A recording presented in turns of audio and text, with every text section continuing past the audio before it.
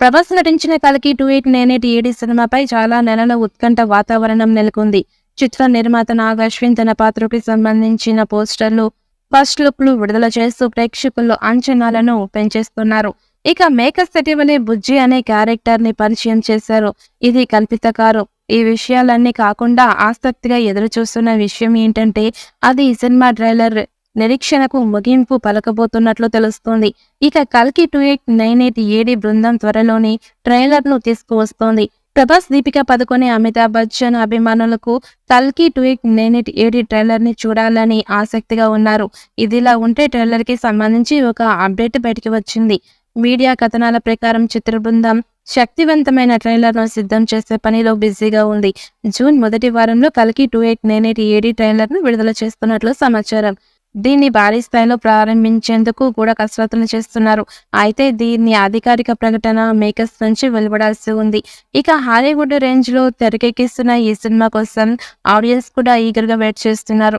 దీంతో ఈ సినిమా నుంచి వినిపిస్తున్న చిన్న న్యూస్ అయినా క్షణాల్లో వైరల్ అయిపోతోంది. ఇదిలా ఉంటే ఈ సినిమా నుంచి ఒక ఇంట్రెస్టింగ్ న్యూస్ బాగా వైరల్ అవుతోంది.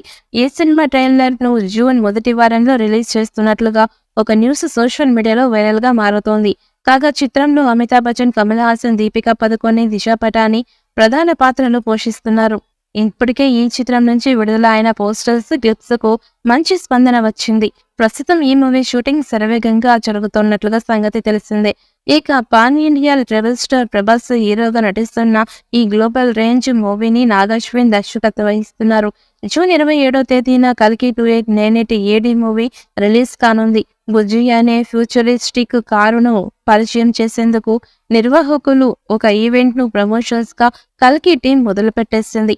అయితే ఈ మూవీ షూటింగ్ పూర్తిగా ఇప్పుడు ముగిసిందని తెలుస్తోంది. కల్కి 2898 ఏడి సినిమా షూటింగ్ కాస్త మిగిలే ఉందంటూ కొంతకాలంగా వినిపిస్తున్న వార్తల ప్రకారం రిలీజ్ డేట్ దగ్గర పడుతూ ఉండటంతో ఎప్పుడు పూర్తవుతుంది అనే ఉత్కంఠ నెలకొంది. అయితే ఎట్టకేలకు ఇప్పుడు ఈ మూవీ షూటింగ్ పూర్తిగా కంప్లీట్ అయిపోయింది అన్న సమాచారం బయటికి వచ్చింది.